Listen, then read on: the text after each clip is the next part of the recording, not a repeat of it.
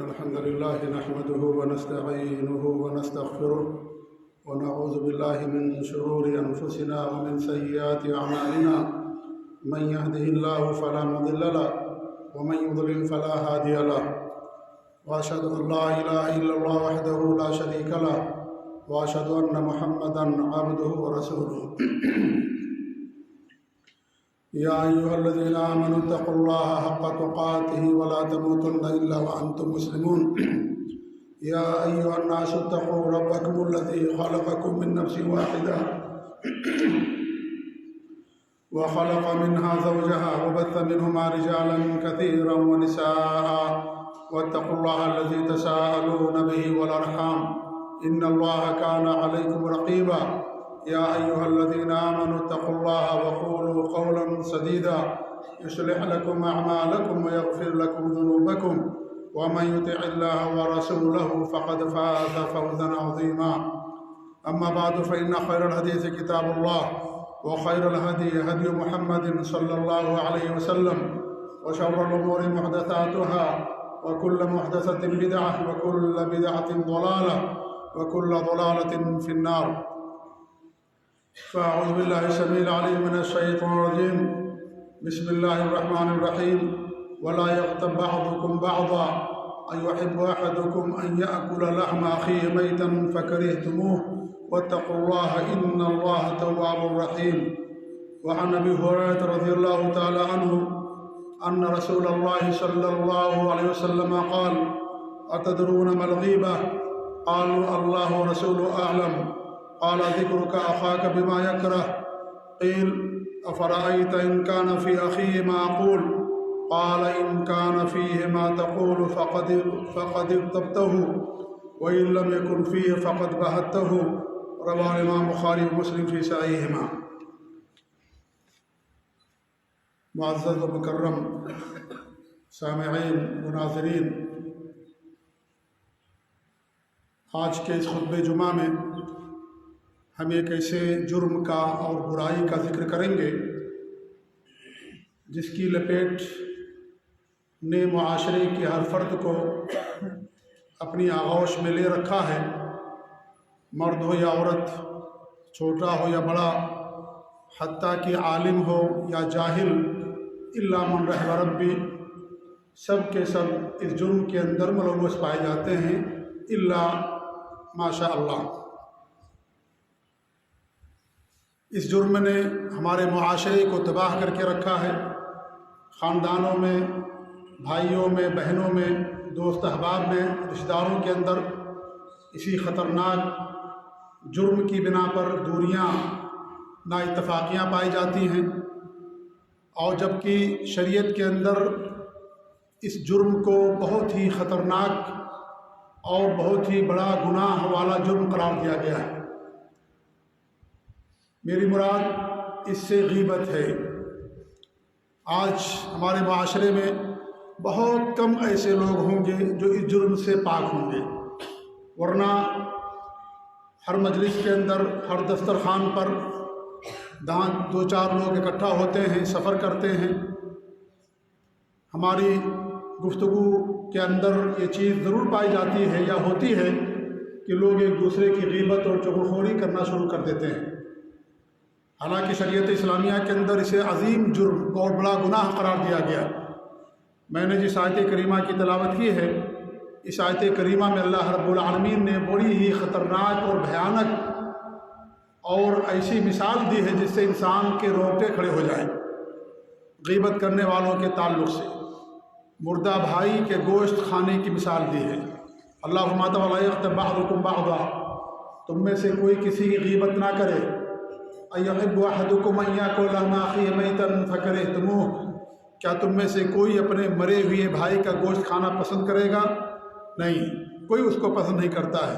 ہر انسان اس کو ناپسند کرتا ہے، اسے ناگوار گزرتا ہے۔ حتیٰ کہ جانور اگر مر گیا ہے تو انسان اس کا گوشت نہیں کھاتا، تو انسان اور اس پر بھی ہمارا بھائی اگر وہ مر جائے اور اس کی لاش ہو اور اس طریقے سے انسان اس کا گوشت کھائے، وہ مثال ہے اگر کوئی آدمی کسی کی غیبت کرتا ہے کتنی خطرناک مثال اللہ رب العالمین نے دی ہے، ہمارے روکٹوں کو کھڑے کرنے کے لیے کافی ہے۔ امام حضرت عبداللہ بن عباس رضی اللہ تعالیٰ عنہ فرماتے ہیں اس آیت کے تعلق سے کہ اس آیت کریمہ میں اللہ رب العالمین نے جو بیان کیا ہے وہ یہ بیان کیا ہے کہ ایک مسلمان کے اوپر ایک دوسرے کا غیبت کرنا ایسی حرام ہے جیسے کسی مردار کا کھانا حرام ہوتا ہے۔ مردار کھانا حرام ہے شریعت کے اندر، ایسے ہی کسی غیبت کرنا بھی حرام ہے۔ اس طریقے سے عبداللہ بن مسعود رضی اللہ عنہ فرماتے ہیں کہ اس ذات کی قسم جس کے علاوہ کوئی ہمارا معبود برحق نہیں ہے، سب سے زیادہ جس چیز کو جیل میں رکھنے کی ضرورت ہے وہ آدمی کی زبان ہوتی ہے۔ سب سے زیادہ انسان کو اپنی زبان پر تاڑ لگانا چاہیے۔ اپنے گھروں پر تاڑ لگاتے ہیں، کچھ لوگ اپنے دلوں پر تاڑ لگاتے ہیں۔ کتنے بھی حق کی بات کہی جائے، توحید اور سنت کی بات ہو، سلف صالحین کے عقیدے اور منہج کی بات ہو، دلوں میں تاڑا لگا کر کے بیٹھے ہوئے ہیں، نہیں قبول کریں گے، ہم نہیں مانیں گے۔ ہمارے معاشرے میں ایسا ہے کہ ہمارے پاس عالم نہیں ہیں، کیا ہمارے پاس مولوی نہیں ہیں، لوگ یہ کہہ کر کے حق کا انکار کر دیتے ہیں۔ اپنے دلوں پر مہر اور اپنے دلوں پر تاڑ لگا کر کے رکھیں۔ دلوں کو کھول کر کے رکھنا چاہیے، حق بات آئے اسے قبول کرنا چاہیے۔ کتاب اللہ اور سنت رسول کی بات ہو، شرط بشرطے کہ وہ سلف صالحین کے فہم کے مطابق ہو، اس کی اچھی تفسیر ہو، صحیح معنی ہو، اس بات کو انسان کو قبول کر لینا چاہیے۔ تو دلوں پر تاڑ لگانے کی ضرورت نہیں ہے، گھروں پر تاڑ لگانے کی ضرورت نہیں ہے۔ گھر میں اگر چوری ہو جائے گی تو کیا ہو جائے گا، کوئی بہت بڑا معاملہ نہیں ہو جائے گا، لیکن اگر زبان جو اللہ رب العالمین کی بہت بڑی نعمت ہے، اس زبان کا اگر غلط استعمال کریں گے تو گویا کہ آپ نے اپنے بھائی کا مردار گوشت کھایا، ایک حرام کام کا گویا کہ آپ نے ارتکاب کیا۔ اس لیے زبانوں کو جیل میں ڈالنے کی، زبانوں پر تاڑ لگانے کی ضرورت ہے۔ یہ عبداللہ بن مسعود رضی اللہ تعالیٰ عنہ فرماتے ہیں زبان اللہ رب العالمین کی بہت بڑی نعمتوں میں سے ایک بڑی نعمت ہے۔ اللہ نے فرمایا بطور احسان الم نجعل لہ عینین، کیا ہم نے انسان کے لیے دو آنکھیں نہیں بنائیں، ولسانا وشفتین، کیا ہم نے اسے ایک زبان نہیں دی اور دو ہونٹ نہیں دیے۔ اللہ رب العالمین نے بطور احسان اس نعمت کا تذکرہ کیا۔ تو اللہ تعالیٰ کی نعمت ہے یہ زبان، جہاں یہ نعمت ہے وہیں اللہ رب العالمین کی طرف سے امانت بھی ہے۔ امانت کے اندر خیانت کرنا بڑا جرم ہوتا ہے۔ اللہ نے زبان اس لیے دیا حق بات کہنے کے لیے، اپنے معافی ضمیر کو ادا کرنے کے لیے، منکر کے انکار کے لیے، ذکر و اذکار کے لیے، اچھی باتوں کے لیے، قرآن کی تلاوت کے لیے، بھلائی کا حکم دینے کے لیے اللہ نے زبان دی ہے۔ اللہ نے زبان غیبت کرنے، چغل خوری کرنے، ظلم و زیادتی کی باتیں کرنے، شرک کرنے، کفریہ باتیں کہنے یا حرام باتوں اور کاموں کرنے کے لیے اللہ نے زبان ہمیں نہیں دی ہے۔ یہ اللہ تعالیٰ کی نعمت ہے، امانت بھی ہے۔ اللہ تعالیٰ زبان کے بارے میں قیامت کے دن سوال کرے گا۔ تو بہت بڑا جرم ہے غیبت کرنا۔ غیبت کیا ہے، اس کی تعریف بھی ہمارے نبی صلی اللہ علیہ وسلم نے بتا دی ہے۔ ہمارے نبی نے فرمایا اتدرون ما الغیبہ، صحیح بخاری مسلم کی روایت ہے، کیا تم جانتے ہو غیبت کیا ہے؟ غیبت کی تعریف کیا، کسے غیبت کہا جاتا ہے؟ لوگوں نے کیا اللہ اور اس کے رسول زیادہ جانتے ہیں، اللہ و رسول عالم۔ یہ کس نے کہا؟ صحابہ کرام نے کہا کہ اللہ اور اس کے رسول زیادہ جانتے ہیں۔ کب کہا؟ جب ہمارے نبی باقاعد حیات تھے، ہمارے نبی زندہ تھے، تب یہ فرمایا۔ نبی کی وفات کے بعد یہ کہنا ہمارے لیے جائز نہیں کہ اللہ اور اس کے رسول زیادہ جانتے ہیں۔ اب یہ کہیں گے کہ اللہ زیادہ جانتا، اللہ بہتر جانتا ہے۔ نبی صلی اللہ علیہ وسلم کو اللہ نے جو علم دیا وہ علم آپ نے پوری امت اور پوری انسانیت تک پہنچا دیا، کوئی چیز آپ نے چھپا کر کے نہیں رکھی۔ آپ کا سارا علم، ساری چیزیں، ساری سنتیں محفوظ ہیں۔ قرآن کے اندر بھی اللہ نے بیان کیا اور حدیثوں کے اندر بھی نبی صلی اللہ علیہ وسلم نے بیان کیا، صحابہ نے بیان کیا، اور ساری چیزیں محفوظ ہیں۔ لہذا آج ہمارے لیے کہنا جائز نہیں ہے کہ اللہ کے رسول زیادہ بہتر جانتے ہیں۔ ہمارے نبی جب زندہ تھے، باقاعدہ حیات تھے، وہی کا نزول ہوتا تھا، اللہ رب العالمین آپ کو تعلیم دیتا تھا، آپ کو علم دیتا تھا، سکھاتا تھا۔ اس وقت کہنا یہ جائز تھا، آج ہمارے لیے کہنا جائز نہیں ہے۔ تو اللہ صحابہ فرماتے ہیں کہ اللہ اور اس کے رسول زیادہ جانتے ہیں۔ پھر ہمارے نبی نے کیا فرمایا؟ ذکر کا اخاک بما یکرہ، تمہارا اپنے بھائی کے بارے میں وہ باتیں ذکر کرنا جو اسے ناگوار گزرے، جو اسے ناگوار گزرے، ناپسند ہو۔ اور یہ اس بات کو ہر انسان ناپسند کرتا ہے۔ آپ کی اگر غیبت کی جائے آپ بھی اسے ناپسند کریں گے۔ جو انسان کسی غیبت کرتا ہے، اگر خود اس کی غیبت کی جائے، خود اس کی برائیوں کو بیان کیا جائے تو اسے ناپسند کرے گا، اسے برا سمجھے گا۔ تو آپ نے فرمایا کہ تم جسے برا سمجھتے ہو، ناپسند سمجھتے ہو، کرتے ہو، اس کا ذکر کرنا اپنے بھائی کے تعلق سے۔ لوگوں نے فوراً سوال کیا افرأیت ان کان فی اخی ما اقول، آپ کا کیا خیال ہے، آپ کیا کہیں گے اگر وہ برائی ہمارے بھائی کے اندر پائی جاتی ہو تو کیا یہ بھی غیبت ہے، کیا یہ بھی غلط ہے؟ ہمارے نبی نے فرمایا ان کان فیہ ما تقول، اگر اس کے اندر وہ برائی ہے جو تم کہتے ہو فقد اغتبتہ، تم نے اس کی غیبت کی۔ غیبت کا مطلب ہی ہے یہی کہ برائی کو کسی کی غیر موجودگی میں بیان کرنا، اس کے سامنے نہ بیان کرنا، غیر موجودگی میں بیان کرنا، اس کو غیبت کہا جاتا ہے۔ کیونکہ پیچھے بیان کرنے کا مقصد اصلاح نہیں ہوتا ہے، پیچھے بیان کرنے کا مقصد اس کی توہین ہوتی ہے، اس کی برائیوں کو اجاگر کرنا ہوتا ہے۔ اگر اصلاح مقصد ہو تو انسان اس آدمی کے پاس جائے گا اور اس کے لیے اس کی برائیوں کو بیان کرے گا کہ آپ کے اندر یہ خامی ہے، یہ برائی ہے۔ لیکن انسان کا مقصد اصلاح نہیں، انسان کا مقصد تخریب ہے، فساد ہے، برائی پھیلانا ہے، توہین کرنا ہے۔ اس لیے انسان کسی کے سامنے اس کی برائی کو بیان کرنے کے بجائے اس کے پیٹھ پیچھے اس کی برائی کو بیان کرتا ہے۔ تو اگر اس کے اندر یہ برائی ہے تبھی غیبت ہوگی، اگر برائی نہیں، تمہارے نبی نے فرمایا وَإِن لَّمْ يَكُنْ فِيهِ فَقَدْ بَهَتَّهُ، اگر اس کے اندر یہ برائی نہیں پائی جاتی ہے، خامی نہیں پائی جاتی، تم نے اس پر بہتان لگایا، الزام لگایا۔ یہ غیبت سے بھی بڑا جرم ہے کسی پر الزام لگانا۔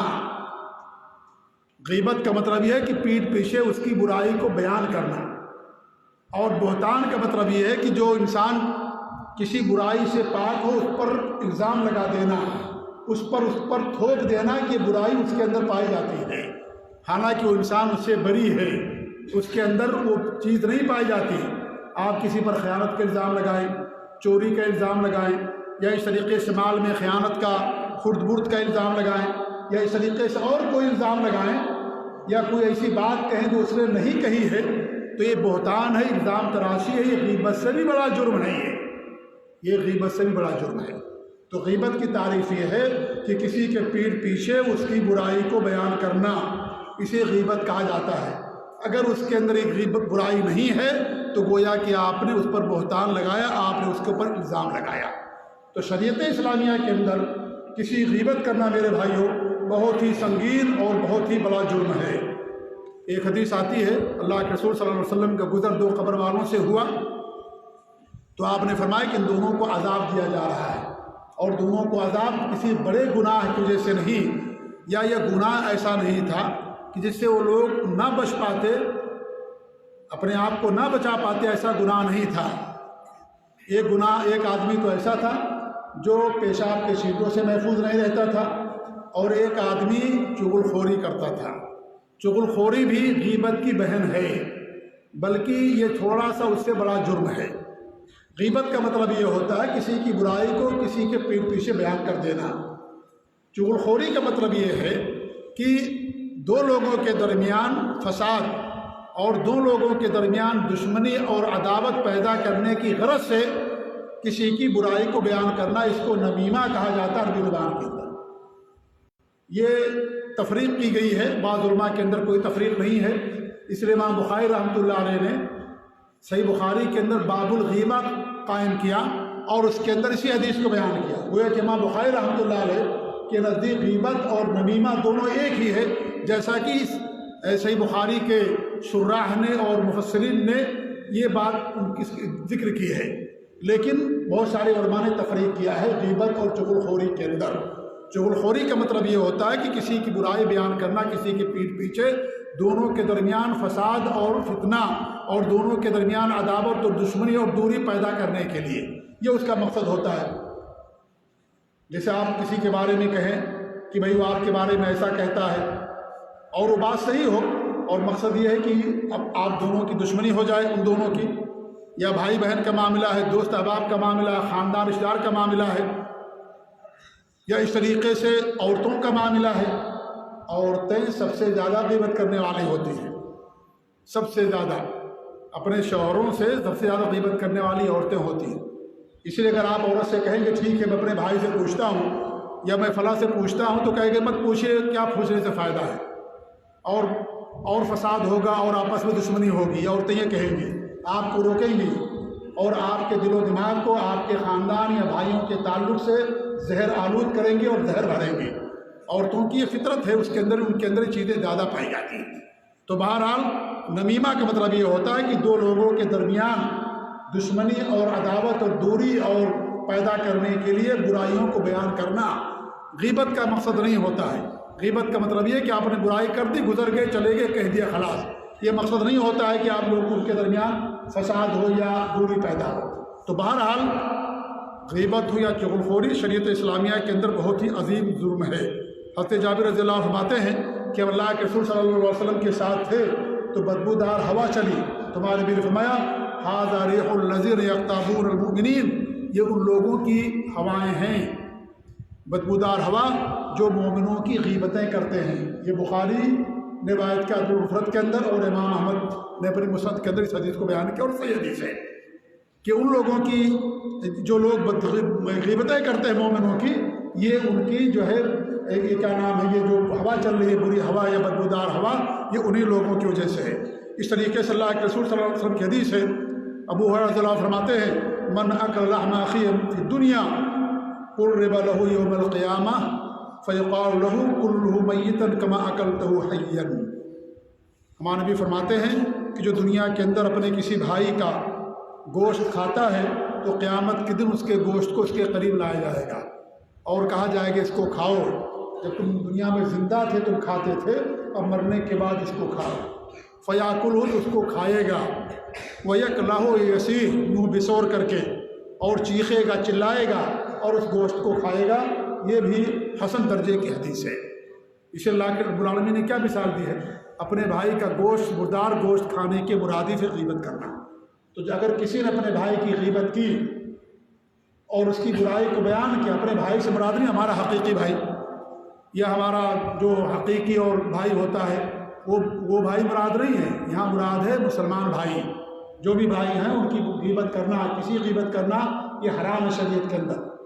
تو اس طریقے سے قیامت کے دن اس کے سامنے گوشت پیش کیا جائے گا اور کہا جائے کھاؤ اس کو، تو دنیا کے اندر کھاتے تھے تو آج مرنے کے بعد بھی کھاؤ۔ اس کو کھائے گا، منہ بشور کر کے، اس کو برا لگے گا، چیخے گا، چلائے گا، لیکن وہ اس کو کھائے گا، اس گوشت کو، کیونکہ دنیا کے اندر بھی اس نے اپنے بھائی کا گوشت کھایا تھا۔ کتنی دل دہلا دینے والی حدیث ہے میرے بھائیوں کہ انسان کس طریقے ایک دوسرے کی غیبت کرتا ہے، اس کی برائی کو بیان کرتا ہے۔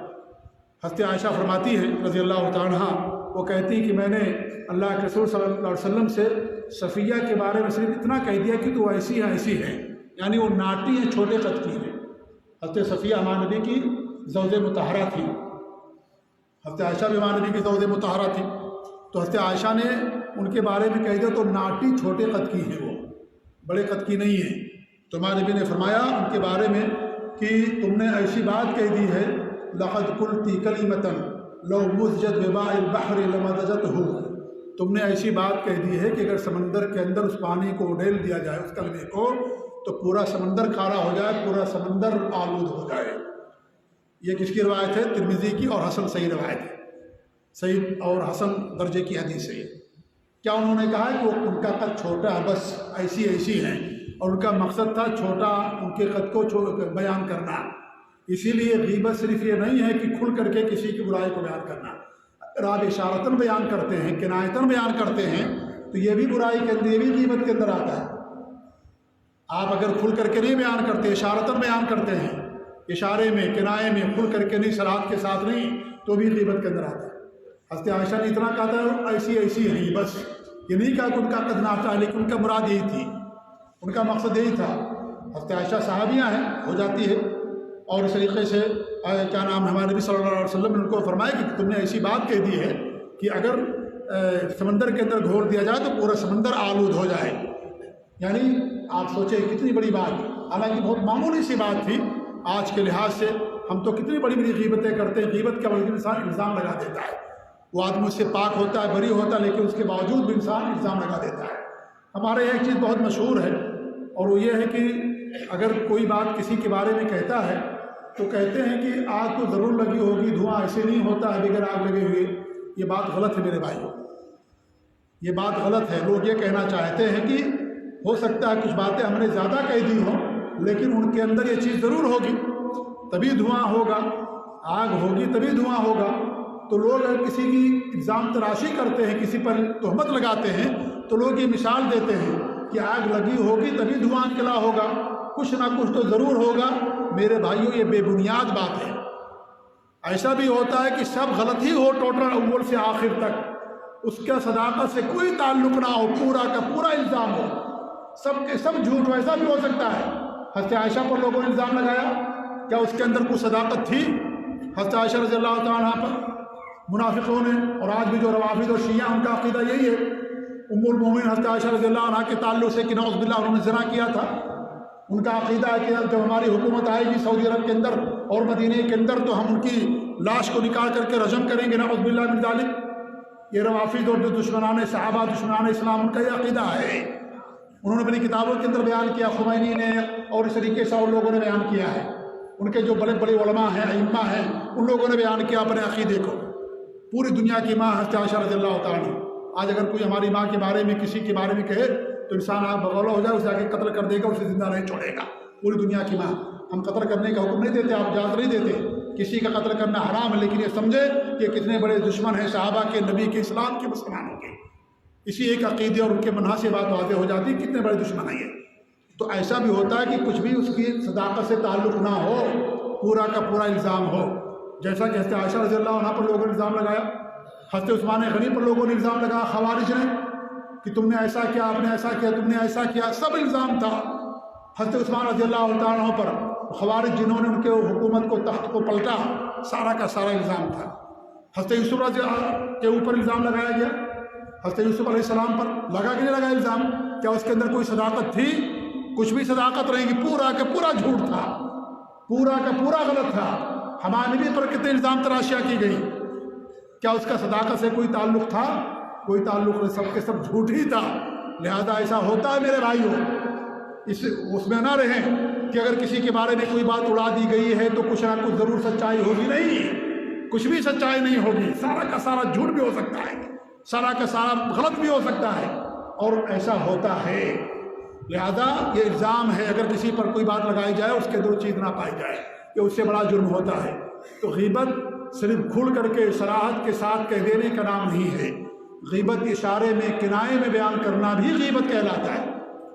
یا اس طریقے سے آپ اس کی ایسی مثال دیں کسی بری چیز سے جس کی اس کی توہین مقصود ہو، آپ اس کا کارٹون بنائیں، مان لیجیے، دیکھیں ہمارے معاشرے کے اندر کارٹون ایک فن بنا ہوا ہے، کارٹون بناتے ہیں لوگ کسی کی اور اس کی توہین کرتے ہیں، ایسا ایسا کارٹون بنائیں گے، سب غلط ہے، یہ حرام ہے شریعت کی میدان پر ساری چیزیں کرنا۔ یہ بھی غیبت کے زمرے کے اندر ساری چیزیں آتی ہیں۔ آپ چاہے اشارتاً کریں، کوئی ایسی چیز بنا کر کے کریں جس سے اس کی توہین مقصد ہو اور اس کے بارے میں کچھ بتانا مقصد ہو، یہ ساری چیزیں غیبت کے زمرے کے اندر آتی ہیں، تو یہ بھی حرام اور ہے شریعت کے اندر۔ اس طریقے سعید بن زید رضی اللہ عنہ فرماتے ہیں کہ اللہ کے رسول نے فرمایا کہ سب سے خطرناک سود یہ ہے اپنے مسلمان بھائی کی عزت سے کھلواڑ کرنا ناحق طور پر۔ ایک تو سود وہ جو انسان سود کھاتا ہے، لیکن یہ بھی سود ہے، جیسے وہ حرام ہے ایسے یہ بھی حرام ہے شریعت کے اندر، جیسے وہ ناحق ہے ایسے بھی ناحق ہے، جیسے وہ غلط ہے بڑا جرم ہے ایسے بڑا جرم ہے اپنے کسی مسلمان بھائی کی عزت سے کھلواڑ کرنا۔ اس لیے جب آپ نے خطبہ دیا تھا حجۃ الوداع کے موقع پر تو آپ نے کیا فرمایا؟ دماءکم واموالکم واعراضکم حرام علیکم کحرمت یومکم ھذا فی شہرکم ھذا فی بلدکم ھذا۔ تمہارے خون، تمہارے مال، تمہاری عزتیں ایک دوسرے پر حرام ہیں، جیسے حرمت والا یہ دن ہے، حرمت والا مہینہ، حرمت والا شہر ہے۔ یہ یعنی مکہ مکرمہ حرمت والا دن تھا، حرمت والا مہینہ، ذی الحجہ کا مہینہ حرمت والا مہینہ، حرمت والا دن، اور اس طریقے سے حرمت والا شہر مکہ مکرمہ کہ یہ حرمت والا شہر ہے۔ تو اللہ کے رسول نے کہا کہ ایک دوسرے کا خون، مال، عزت ایک دوسرے پر حرام ہے۔ یہ ایک دوسرے کی عزتوں سے کھلواڑ کرنا، غیبت کرنا، یا ناحق کسی کو قتل کرنا، یا کسی کے مال کو چرانا، ناحق کھانا، یہ ساری چیزیں شریعت اسلامیہ کے اندر حرام اور ناجائز۔ کہ بہت خطرناک سود ہے یہ، بہت خطرناک جرم ہے یہ، اپنے کسی مسلمان بھائی کی عزت سے کھلواڑ کرنا۔ اس طریقے سے حضرت انس رضی اللہ عنہ فرماتے ہیں کہ اللہ کے رسول صلی اللہ علیہ وسلم فرمایا معراج کے موقع پر مجھے ایسی قوموں کے پاس لے جایا گیا، یا لوگوں کے پاس جو لوگ اپنے چہروں اور اپنے سینے کو اپنے ناخن سے نوچتے تھے۔ تو میں نے حضرت جبریل سے پوچھا کون لوگ ہیں؟ تو انہوں نے کہا کہ وہ لوگ ہیں यअकुलून लुहूम अन्नास व यक़ून फ़ी आरादिहिम, ये लोगों के गोश्त खाते थे, लोगों का यानी उनकी ग़ीबतें करते थे। व यक़ून फ़ी आरादिहिम, और उनकी इज़्ज़तों से खिलवाड़ करा करते थे। ये वो लोग हैं। अबू दाऊद की हसन दर्जे की रवायत है। तो हदीसों से मालूम होता है मेरे भाइयों कि एक दूसरे की ग़ीबत करना शरीयत के अंदर हराम और नाजायज़ है, संगीन जुर्म है। हज़रत इब्न सिरीन फरमाते हैं कि क़यामत के दिन या लोगों में सबसे ज़्यादा गुनाह वाला इंसान वो होगा जो सबसे ज़्यादा लोगों के गुनाहों को बयान करने वाला होगा, लोगों की बुराइयों को बयान करने वाला होगा, वो सबसे ज़्यादा गुनाह वाला होगा, क्योंकि उसने लोगों की बुराइयों को पीठ पीछे बयान करके ग़ीबत किया, बड़े जुर्म का इर्तिकाब किया, गुनाह का इर्तिकाब किया। इस तरीके से अबू आसिम फरमाती है, भी ताबई है, मख्तबतु अहदन मुंज़ु अलिमतु अन्नल ग़ीबत तज़ुरु बिअहलिहा, वो कहते जब से मुझे ये बात मालूम हुई कि ग़ीबत करना खुद ग़ीबत करने वाले के लिए नुकसानदेह है, तब से मैंने ग़ीबत नहीं किया। जब से मुझे इसका इल्म हुआ ग़ीबत करना हराम है और ग़ीबत करने वाला खुद ही नुकसान उठाएगा क़यामत के दिन, क्योंकि जिसकी आपने ग़ीबत की होगी उसकी सारी आपकी नेकियां उसको दे दी जाएंगी और उसके गुनाहों को आप पर डाल दिया जाएगा। तो ग़ीबत करने वाला खुद क़यामत के दिन नुकसान उठाएगा। तो कहते जब से मुझे इसका बात का इल्म हुआ मैंने किसी ग़ीबत नहीं की। और अब्दुल्लाह बिन मुबारक मशहूर मुहद्दिस हैं, इमाम फरमाते हैं, लो कुन्तु मुख्ताबन अहदन लख्तबतु वालिदी लिअन्नहुमा अहक़्क़ु बिहसनाती, अगर मैं किसी ग़ीबत करता तो अपने माँ बाप की ग़ीबत करता, क्योंकि मेरे माँ बाप मेरी नेकियों के ज़्यादा हक़दार हैं, मेरी नेकियों के ज़्यादा हक़दार मेरे माँ बाप हैं। इसलिए क़यामत के दिन जो किसी ग़ीबत करेगा, ग़ीबत करने वाले की नेकियां किनको दी जाएंगी? जिसकी ग़ीबत की गई है। तो फरमाते हैं अगर मैं किसी ग़ीबत करता तो अपने माँ बाप की करता, क्योंकि हमारे माँ बाप हमारी नेकियों के ज़्यादा हक़दार हैं।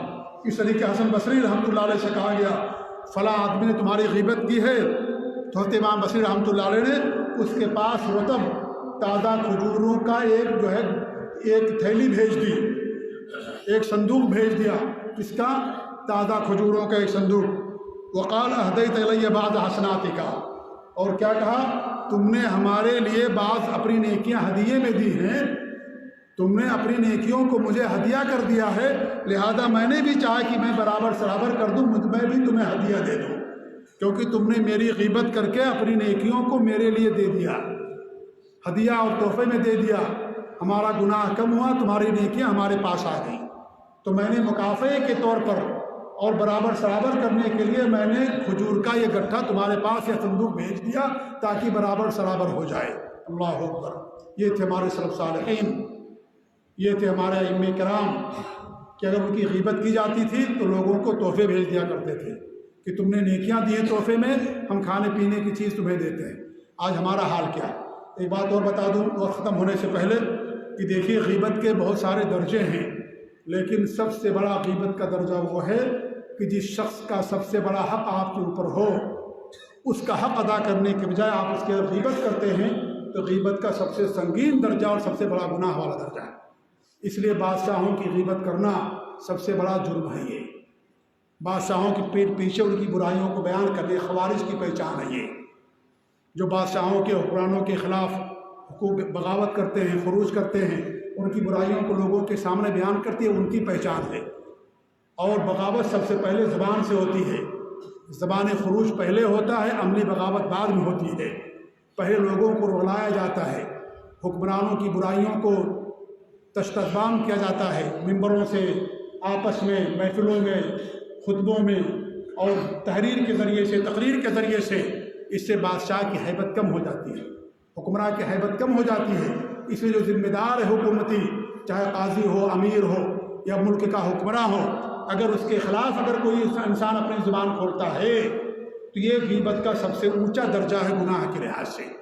ऐसी उलमा हैं, उलमा की भी ग़ीबत करना, उलमाए हक़ की ग़ीबत करना, ये भी बहुत संगीन जुर्म है, क्योंकि उनकी इताअत भी फ़र्ज़ है उलमा की, बशर्ते कि उनकी बात किताबुल्लाह और सुन्नत रसूल के मुवाफ़िक़ हो।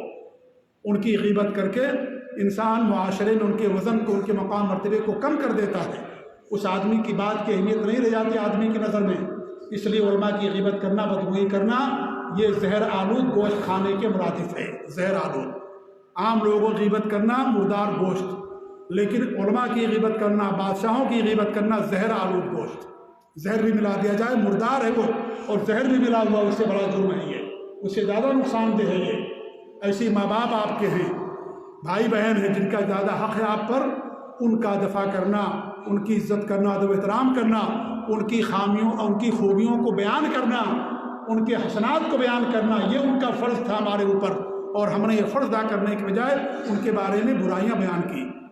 اپنے ماں باپ کی برائیاں لوگ بیان کرتے ہیں دوسروں کے سامنے، بھائیوں کی برائیاں بیان کرتے ہیں۔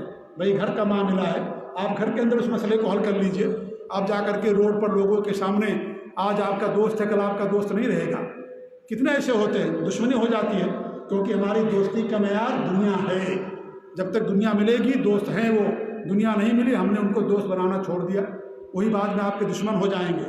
آپ کی ساری باتیں جا کر کے لوگوں کے سامنے بیان کریں گے، اس کا باپ ایسا، اس کی ماں ایسی ہے، اس کی بھابھی ایسی، اس کا بہن ایسی ہے، اس کا بھائی ایسا ہے، وہی لوگ جا کر کے دوسروں کے سامنے بیان کریں گے۔ اس لیے اپنے لوگوں کی غیبت کرنا یہ اور بڑا جرم ہو جاتا ہے۔ غیبت تو ایسے بھی حرام ہے، لیکن جس کا زیادہ حق ہوگا اس کے بارے میں غیبت کرنا وہ اتنا ہی بڑا گناہ ہوگا۔ لہٰذا اپنے آپ کی اپنی زبانوں کو محفوظ رکھیں، یہ زبانیں اللہ تعالیٰ کی امانت بھی ہیں، قیامت کے دن اللہ تعالیٰ سوال کرے گا۔ اس لیے ہمارے نبی نے فرمایا کہ سب سے زیادہ جہنم کے اندر لے جانے والی چیزوں میں سے آپ نے منہ کو بھی قرار دیا، زبان، کیونکہ انسان جو دو جبڑوں کے درمیان میں ہے، کیونکہ انسان اس کا غلط استعمال کرتا ہے، شرک کی باتیں، کفر کی باتیں، اور اس طریقے سے بدعات، خرافات، غیبت، چغلخوری، برائیوں کا حکم دینا اور برائیوں کی نشر و اشاعت کرنا، بدعات کی طرف لوگوں کو بلانا، یہ ساری چیزیں انسان زبان کے ذریعے سے کرتا۔ اس لیے اللہ کے رسول کی حدیث ہے سب سے زیادہ گناہ انسان زبان کے ذریعے سے کرتا ہے، یہ بھی حسن درجے کی حدیث ہے، سب سے زیادہ انسان گناہ زبان کے ذریعے سے کرتا ہے۔ آپ دیکھیں بڑے سے بڑا گناہ انسان زبان سے کرتا ہے، تو یہ بہت سنگین جرم میرے بھائیوں۔ اللہ تعالیٰ سے ہماری دعا ہے کہ اللہ رب العالمین ہمیں اس گناہ سے پاک و صاف رکھے، اللہ ہم سب کی حفاظت کرے، اللہ تعالیٰ ہمیں اپنی زبانوں کی حفاظت کرنے کی توفیق دے، اللہ تعالیٰ ہمیں ہماری زبانوں سے حق نکالے، اللہ رب العالمین ہمیں حق پر قائم رکھے، حق بات کہنے کی توفیق دے، ہر طرح کی برائی اور شر سے اللہ تعالیٰ ہم سب کو محفوظ رکھے۔ آنے والے خطبے میں انشاءاللہ ہم یہ بیان کریں گے کچھ ایسے لوگ ہیں جن کی غیبت کرنا شریعت کے اندر جائز ہے، شریعت کے اندر جائز ہے کچھ لوگ غیبت کرنا، جن کی بدعات بہت زیادہ عام ہو جائے، جن کا ظلم بڑھ جائے، فسق و فجور بڑھ جائے، تو کچھ ایسے افراد ہیں شریعت کے اندر بتایا گیا ہے کہ ان کا غیبت کرنا اسلام کے اندر جائز ہے، کسی عالم کے سامنے، حاکم کے سامنے، کسی ذمہ دار کے سامنے جا کر کے بیان کرنا یہ جائز ہے اس کے لیے۔ اگلے خطبے میں اگر زندگی باقی رہی تو انشاءاللہ اس موضوع پر آپ لوگوں کے سامنے ہم روشنی ڈالیں گے۔ اللہ تعالیٰ سے دعا کہ اللہ رب العالمین ہمیں حق پر قائم رکھے، ہماری زبانوں کی حفاظت فرمائیں۔ بارک اللہ علیہ ولکم فی القرآن العظیم ونفعنی وإیاکم بالآیات والذکر الحکیم، انہ تعالیٰ جواد کریم ولکم بر رؤوف رحیم۔